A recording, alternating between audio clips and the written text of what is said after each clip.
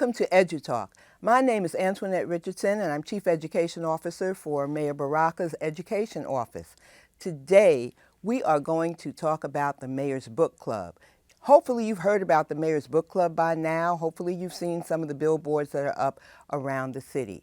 So we have two students with us from Weequahic High School today, and they're going to discuss the book, Americana, that we are presently reading. But before we get into that, I just want to tell you a little bit more about the book club.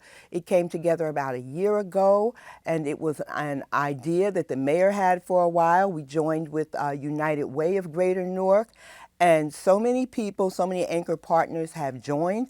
We now have support, and I'm just going to read this list because I don't want to leave anyone out. We have support, of course, from the City of Newark, United Way of Greater Newark, the Newark Public Library, Audible, Panasonic, NCLC, which is a Newark City of Learning Collaborative connected with Rutgers University, the Victoria Foundation, and we have other community organizations that take part in our steering committee, such as the NAACP. So now you'll find out more about the book club as we go along in the discussion, but for now I just want to just say hello to our two wonderful guests for today, Daniel Ekator from Weequahic High School, and Daniel's a senior. Hi, Daniel. Hello. And we have Favor Ikadife. And Favor, what grade are you, Favor? 12th grade. 12th grade, too. Okay, two seniors from Weequahic High School. So before we get into the show, I have to always ask seniors this. What school, do you know what school you're going to? And what's going on with you with that right now? I want to get into Montclair State. Okay. And right now, I'm waiting for them to, grant me my acceptance, but we all just hope for the best. So I graduated from Weequahic, and I also graduated from Montclair. Oh. Montclair State University, if you're watching. Okay. And Favor, what about you? I applied to a couple of schools, and I'm Okay. waiting for their response. Okay. So, yeah. What's your number one choice? Where you looking? NYU and Princeton. NYU and Princeton. Yes. Okay, so I didn't go there. But I have friends who graduated from there, so NYU and Princeton, I'm making some phone calls to my friends, okay? Okay, now that I put in my plug for you for the colleges that you want to go to, the next thing that we always do on our show, we have a fun fact, and it's a challenge to the people who are watching the show. And our question for today is about immigrants. And when we say immigrants, we're talking about people who were not born in the United States. So when I was growing up many years ago, there was what we call the Great Migration of African American, of black people from the South, from the southern states in the United States to the north, to cities like Newark, New Jersey. More recently, though, the word immigrant or immigration for us in our cities has meant people from African countries, from the Caribbean, from other places also, still always, from Europe and from other places, but Central America, South America. We're familiar with that, but I just want to clarify, when we say immigrants right now, we're talking about people who are not born in the United States. So our question is, what percentage of Newark residents are immigrants? What percentage of Newark? We're going to get to the answer later on in our show. So just a little background. Last month in December, well, actually, a couple of months ago in December, because we're about February now. Yeah. So Mayor Baraka held a fireside chat. And at that fireside chat, about 150 high school seniors came to talk with the mayor about the book Americana by Chimamanda Ngozi Adichie. So how that happened was that anyone who wants to join the Mayor's Book Club can go to a Newark Public Library and pick up a free book, a free copy of whatever book the book club is doing at that particular time. But for the seniors in Newark Public Schools and the Newark Board of Education schools, Audible made a free download available to all seniors. So you guys got to either get the book or listen via Audible. I know the school district, I saw a wonderful curriculum kind of guidance that they did, and that your teachers are also very involved in that. So just so that people watching the show will know that you had opportunity to listen to the book and to perhaps read the book. And then it was integrated into the work that your teachers, that you did with your teachers in class. Also, when we did the event and the event was held at the Newark Public Library, and you guys were there, right? Yes. Okay. Good. I'm glad you were there. I don't want to be talking to anybody who wasn't there about these questions. But there were students who wrote poems, who wrote blogs, and who also performed their original work there. The more you grow, the more you realize and see. You just see us as cultural abnormalities. We are taunted, shamed, and disowned for claiming a culture that is technically our own. But my own family will take offense when I try to express my nationality. But if I'm wrong, who am I? Where am I from in actuality? For me, that was really exciting because it wasn't just people talking. It was a really nicely integrated with student participation. So we're here today to talk about this, actually kind of what you guys want to say about the book, the event, just what your impressions were after listening or reading the book and actually attending that event. So, what do you think about, or what is your feeling about the event, about the student participation at the event? Because there was a lot of conversation that went on between the mayor and the students. So I'm going to zip it up now, and I'm going to let you respond, whoever would like to go first. Okay. Personally, I think that the event was a breath of fresh air, because you really got to see the opinions of other kids from other kids, whether they're from the north or the south and from different schools. You got to see you got to understand their ethical beliefs, such as their culture, such as everything else. I feel like it was also a safe space to share different opinions as well. So I feel like it was really good and really positive. Thank you. I agree with what he said. I feel like it was comfortable and it was comforting for everyone to be able to talk about these issues. And most of the time, we don't really bring up the issue about race, gender in our classrooms. So when he brought about this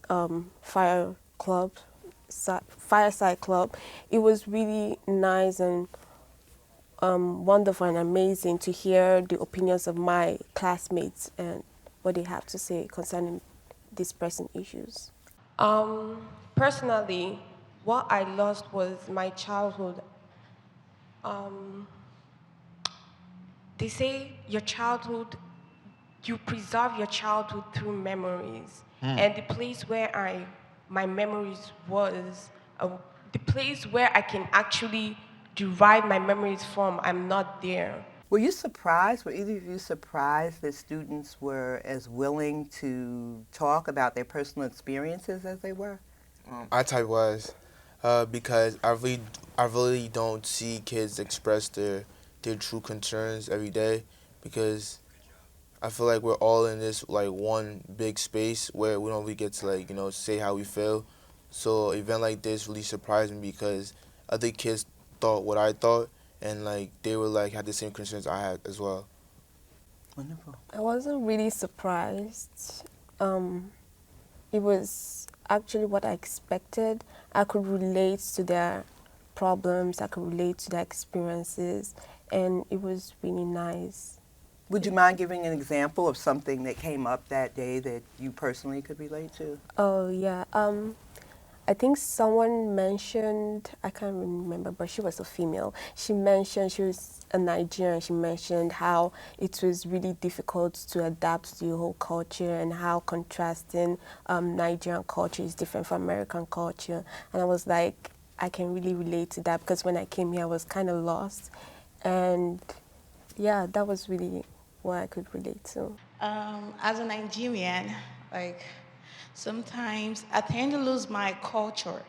When I came the first time, when I say I, they're gonna be like, what she's saying, she's crazy. They're gonna be like, she's speaking the wrong English. Then I'm like, but that's what I talk to people in my country. No one says I'm speaking the wrong English. How old were you when you came into I the was United States? 16, Okay. and that is a period when puberty. I'm still going through the phase of puberty, but that was like the peak, and me coming to a new environment was challenging for me. So, yeah.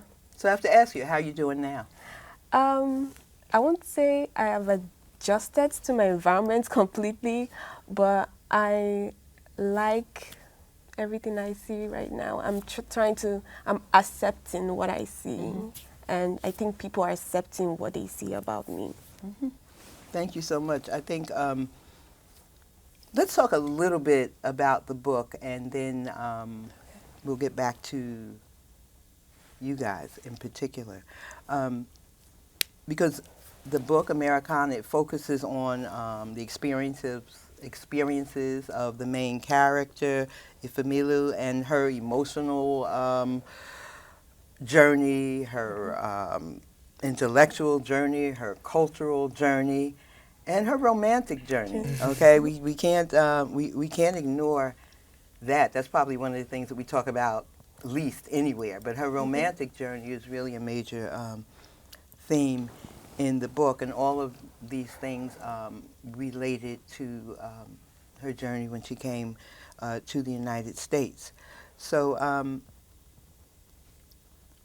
for you personally, how important was this book? Was reading this book an important part of your life this year? And if so, why? I would say so because, for one, the book was really, really relatable because I'm Nigerian, so getting to see similar things that I faced when I came here was really surprising for me because I feel like I was like the only one. So getting to see that someone else went through the same things I went through, like we're confused just like how I once was really like comforting because I got to see I'm not alone. There's other people who came from different countries, if not Nigeria, from other Ecuador or where else, that have gone through this. But in the case of Chimamanda, was very relatable. My uncle just recently gave birth to a girl, and Nigerians have this thing called a naming ceremony. Yeah. So Most Africans. I've not seen my uncle in a while, and I went, and he asked me to take part of it, and literally I was so confused. And my uncles were looking at me like, wow, it's been a while, you're losing like the part of yourself. I feel like with coming here and like adapting to the American culture, a lot of ethnicities lose their way of tradition, and we get blindsided by trying to adapt to the American culture. We don't get to really have time to really like know ourselves and study on our history. Right. If there is one particular scene in the book that remains vivid in your mind, what is it? If you think about the book now, what's the picture that you get, if there's one? Do you have one? Yes, Okay. I think it is when DK told Ifemelu that I don't think she called the hot dog a sausage. And he was like, no, it's a hot dog. It was like, what's the difference between both of them? So I think that's image was really funny, and it was really vivid to me because I could relate to it. Like the nuances Yes. of the language and Yes. how Americans speak, which is different than people speak English anywhere else, American version. Yes. Thank you. Any Yeah, I would say about vivid the scene? same. Go here because we talked about this before, and I feel like him alone, DK, he's very funny, cause I have a friend who's just like him, and getting to learn about him in the book. Well, listen to a lot of the things he said to Ifemilu in the book was like very comical to me. So, I'm sorry, for the people who are listening, can you tell who this character is in the Okay, book? DK, he's about I would say my age or older, and he's very like outgoing, but inside he's this like shy. Oh, I won't say shy. He's this like timid person, and he goes through some mental challenges as well, and but he wouldn't express it to other people. He keeps it to himself. But like in the course of the book, you just have to pay attention to these little details to understand that he wants to like express his inner feelings to other people, but he's scared to. So he's Ifemelu's nephew? Cousin. Cousin. Yes. Okay, cousin. And he came to the United States when he was young. Yeah. A baby. Yes, Yes. yes. They had to leave, and he was a baby when he came. So he actually grew up in the United States, and he Yeah. was more acclimated to the culture. And then she was older when she came. So, yeah. So he's younger, but he's telling her, you know, what she doesn't know, and kind of teaching her in a way. So I thought that was interesting too. Any other character who from the book who impacted you a lot? I think it's her mother. Her mother was a character that actually stood out to me because it's something not I can relate to personally, but it's something I have come in contact with a situation like that, a person like that in my life.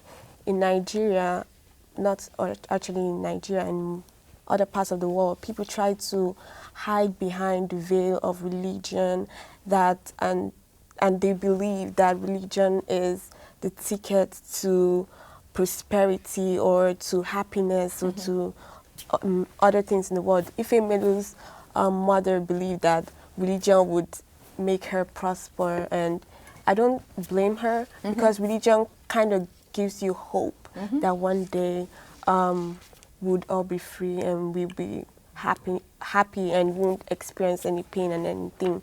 So her character actually stood out to me. I could really, yeah. That's a whole another conversation, right? That's a whole nother conversation, but a really, I think, important observation. What about, I'm going to go into her like romantic stuff a little bit. Is there anything about any of those boyfriends or relationships, were there any lessons learned for you? Yes. Personally, I think it's more about like understand the person, well, understand your significant other before you make any big decisions or moves. Great advice. Because I feel like, well, in my age, well, the kids at my age, we do a lot of like quick girlfriends and boyfriends, but we don't ever like think and just like process it all. It's more about just the now. It's not about the future. Okay. Yeah. What would you like to add? I think parents play a very important role in relationships, and I actually don't like my mother meddling with my relationship, but it's really, they play a really important role. I think Obinze's mother was really accommodating, and she really appreciated the relationship between Ifemelu and her son. So the advice she gave, it was really shocking to me because I'm not familiar with that type of relationship, but it was really nice and it stood out to me. Okay, so explain who he was, and then that would to help to understand who his mother was in relation to Ifemelu. Okay, Obinze is Ifemelu's boyfriend. So she migrated to America, but they were still keeping in touch. But for some time, they stopped keeping in touch, and later on, she emailed him, and he emailed back. Then started talking. Obinze's mother was really nice, really loving, really caring. She loved her son so much, and she was really invasive to me, but she wanted to know everything about her son, who he's talking to, who he is in relationship to. So, yeah. But she was a very bottom line kind of person. She gave just that Yeah. real bottom line, realistic advice Yes. about every aspect of the relationship. You're Yes. absolutely right. Okay. If I could add, that's almost every Nigerian mom. Like they want to know who their son is talking to, if she's good enough to like to be with her son. But it's not more of a like being rude. It's more about wanting to know like what he's getting into. Hmm. Hmm. And guide him through it. Yes. Okay. So I think it's important to look at Ifemilu's emotional state, because there was a point where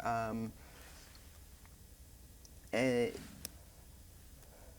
she became severely depressed, Mm. but she didn't talk about that with anyone. That's one of the things that kind of bothered me when it was happening in the book, that she didn't have, or she didn't feel that she had anywhere to go, or uh, anyone to talk to. Um, did that strike anything in you, either of you, when you read it? Was that something memorable? When I read the book, I was really excited because I could relate to the characters so much. So when she was going through that phase in life, I could understand what she's going through and how she's feeling, kind of, because she's in a lost place. She's battling with herself and the things around her, like the things that the culture, the mixture of cultures and everything that is happening. She's battling, she's in that phase of actually a constant conflict. So she's lost, kind of. So it was really striking to me and I could relate to it. And if I could piggyback from what she said, it's very like relatable because just like her, when I first came here when I was 5, I lived in California with my dad. It was a lot for me to like take in, new environment, new people, and you have to like now, I won't say forget where you're from, but like you have to like now upgrade your lifestyle. Mm. It's like you want to still keep this certain part of you, like where you're from, but it's like you just have to like like let it like to the side a little bit and get to like understand the new life that you have to live. Absolutely. And I feel like in order to be successful in America, you have to lose a part of your culture in order to succeed. So with Ifemelu, I feel like I felt that it was really relatable because it's like she has to appear happy to other people, but inside she's very very sad. Wow. Very true. Um, so, getting back to you guys, your peers, the event, the Mayor's Fireside Chat, um, I wish now we had just asked the students, do you want to do this again? Do you think this Yes. is a good idea? Yes. Yeah, and thank you for that. I think the feeling that I had is that there would have been an overwhelming yes. How important is it to have safe places for young people to talk about things that you wouldn't ordinarily talk about? Does it make a difference, do you think? Or can it make a difference if we do more of that? I believe that it can make a difference because a lot of kids want to voice their own opinion about, if not the curriculum being taught at school, the social atmosphere at school, or just, just a place to like talk to like you per se or her per se about, like relationships, but want to talk about it in a positive space is really important because I feel like in today's day, like a lot of us can't really express ourselves, and when we do, if it's not put into a bad, if it's not twisted and put into a bad predicament, it won't really make a big it won't make noise. So a safe space like the one we had at the fireside was really good because we got to really see the opinions of others, and at the end of the day, when we all left, we got to see that with everything being said during the fireside, we all had the same similar beliefs, or had the same similar thoughts and same similar problems and hardships we were all going through as well. Okay, thank you. Favor? I think safe spaces are really important, not just to students, but to everyone in general. When you're in a safe space, you have people who you can relate your problems to, who you can relate your experiences to. And that is very comforting to know that people around you are there for you and your problems are relatable. So when you go out to the world, it's just you against the world, but in the safe space, it's like us against the world. So I have to ask you a question, because usually I think when we think of safe spaces, we think of a small group in a kind of enclosed space where everyone knows everyone, and there's that everyone's agreed this is a safe place and trust, but this was not like that. So I want to know, what about that particular event, what about the atmosphere that was there? What made it feel safe? You had the mayor, who most of the students had never met. Okay, he was. Was it the way that the mayor interacted with the students? Was it like what created an atmosphere where you guys felt safe, even though there were 150 students in the room? What made that a safe space? I think it was because people who voiced their opinions were really how would I put it? They were really specific, and they were really they gave examples of their problems and everything, and people were like, oh, she can be specific, I can be specific, I can be direct, I can voice my own opinions, and everyone was voicing their own opinions. At first, it was the air was kind of tight because cameras were everywhere and everything was like tense and everything. But as people started stating their own opinions, as people started voicing their own opinions, it's created this atmosphere that we are in a safe space. We can share what we think. Yeah. So it's been like 10 years since I left my country and I decided to live here in America. So sometimes I often go back there, like see my family over there, but I also have a family here too. Right. Like my parents, like I have an accent too.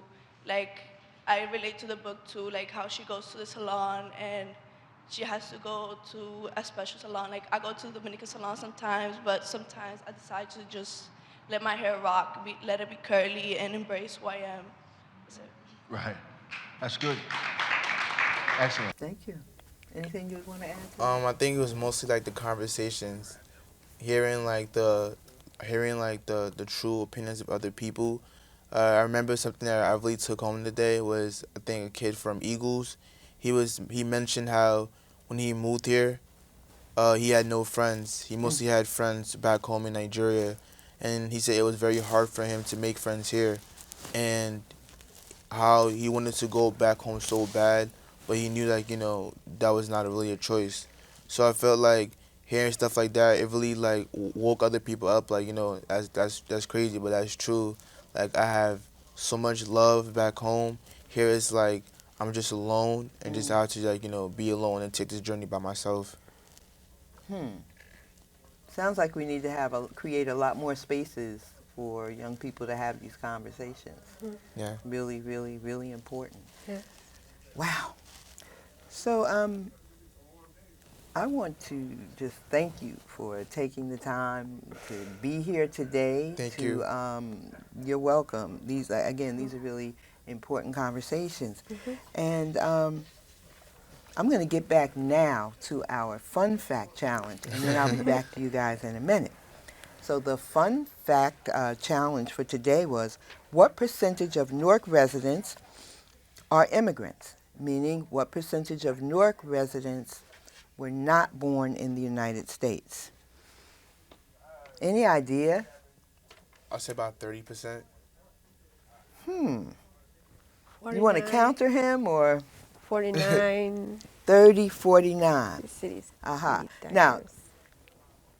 This data is from 2017, so we know that it is more now. But a 2017 survey by NJ, I think it's 101.5, if I can read what I have here, and it's based on the U.S. Census data. It estimates that 29% of Newark residents are immigrants. You almost hit the nail on the head. But in the East Ward of Newark, anybody want to take a guess on that number? Approximate. Yes. 40. This is kind of really diverse. Hmm? It's really diverse, so I think 50, 40. 53. Okay, 40, 53. The data that I have shows 59. Okay, Oh. almost hit it on the head. So, yeah, in Newark as a whole, in 2017, about 29%, and in the East Ward of Newark, which has a higher immigrant population, about 59%. And we know that we're in 2020 now, so obviously the numbers are higher now. Two things really important about that. You know, we have a census count that's coming up this year, so it's really, really, really important that every person, doesn't matter if you are a United States citizen or not, that every person make sure that you're counted in the census. When the census folks come around, don't be afraid to be counted, because being counted in the census means money for our city, and we should all remember that. The other thing I think that's really important about those numbers is if you think about that, it's a really good thing. It makes this city a really vibrant, beautiful place. You know, it makes our city a city of festivals, of multicultural festivals, and it also, I think, teaches people that, you know, we can all live together. Okay, so I think that it makes the city a more beautiful, vibrant place by having people from all over the world who live in our city. That's my opinion, and I think it's something that we need to embrace, and it's a lovable thing about our city. So, closing thoughts. Any closing thoughts? I think this book and the Fireside chat was a really wonderful experience. I hope the city creates more activities and events like this, and students hopefully participates in it. Thank you. I have some news for you in a minute. Okay. Yes. My closing thoughts would be, I hope other kids could read this book and see that, you know, it's okay to be who you are, because who you are, where you're from, makes you special. And also, it's okay to voice your opinions because other people will feel the same way. Can you say that again, please? It's It's okay, what? It's okay to voice your opinions because other people will feel the same way. Absolutely. And you think you're alone, and once you open your mouth, you find out. Other people have the same thoughts as well. Yeah. Thank you. Thank you so much. My name is Baraka. In 1970, 80, when I was in high school, elementary school and high school, that is my name. People made fun of me because of my name, right? Baraka. My name is Raj Jua Alaziz Baraka, right? My father gave me all of these names that when I was a kid, I didn't like because it brought me ire, like you talked about, right? But now I love it. I love the fact that that's my name, right? And I love what it means, and I love to embrace that. And so I think what Americana is trying to point out to us really is to love who you are, embrace it, find out those things about you that are different, because you were born different on purpose. You weren't born different because you was better. You was born different because you're different. So the news that I have for you is that at the end of this month, on February 27th, the same students who attended the first Fireside Chat are invited back for a second Fireside Chat with Mayor Baraka, and to talk about the ending, final thoughts on the book. So anyone out there, students, if you haven't finished it, 12th graders in the Newark Public Schools, be finished by the end of February, because you, especially those who attended the first event, you'll be back in the room with Mayor Baraka again to finish talking about the book. Anyone who would like a copy of Americana, mine is well worn by now. Anyone who would like a copy of the book, they are still available. Go into any Newark Public Library branch, as well as the main library on Washington Street, 5 Washington Street. Ask for the Mayor's Book Club selection. Ask for Americana. We still have a few available at all of the libraries. Okay, so that is one thing. At that event, on February 27th, we are also going to be announcing the next book for the Mayor's Book Club, the next selection. And that one, I know you guys are seniors, but that one is going to be focused for the juniors. The 11th graders in the Newark Public School District will get a copy. This time we did it right. Everyone will get a copy of the book as well as the download from Audible, and we'll be announcing that. The book is The Brief, Wondrous Life of Oscar Wu, and by Juno Diaz. This is it. So not today, but beginning in March, you can go and you can pick up The Brief, Wondrous Life at any Newark Public School, Newark Public Library branch or the main library on Washington Street. So, excuse me. So, here's your test. What can people do if they want to join the Mayor's Book Club? First, go to the Newark Public Library. Yes. Second, ask for the Mayor's Book Club selection. Yes. Pick up the book. Okay. Favor. Why should anyone do that? Because reading is fun and it's nice to. Wait, you have to say that louder. Reading is, I love it. Fun. Fun. Reading is fun. Okay. What makes it fun? What makes reading a book like this fun? It strikes our imagination. Being able to imagine the characters and the setting and the scene and everything, the plot is really nice. Thank you. So what we try to do with the Mayor's Book Club is to pick books that are of interest to the people in our city, that are rich, that people can learn from, give them a lot to think about, as well as a lot to talk about. In addition to increasing literacy in the city, Mayor Baraka is really interested in supporting people in the city engaging in conversations about things that we don't usually talk about, but things that are right there in our minds and in our lives that we need to talk about with each other. So that's the direction that we're going in. So I want to thank you, Daniel. Thank you. Thank you, Favor. You're And welcome. I'll be seeing you guys again on February at the next Fireside Chat at the library. Meet you there. Hopefully. All righty. Thank you for watching Edu-Talk. We had a really exciting program today with two young people, Daniel and Favor from Weequahic High School, who are participating in the Mayor's Book Club. We hope you got great information about how you can also join the Mayor's Book Club, and please keep watching Edu-Talk. Have a great day.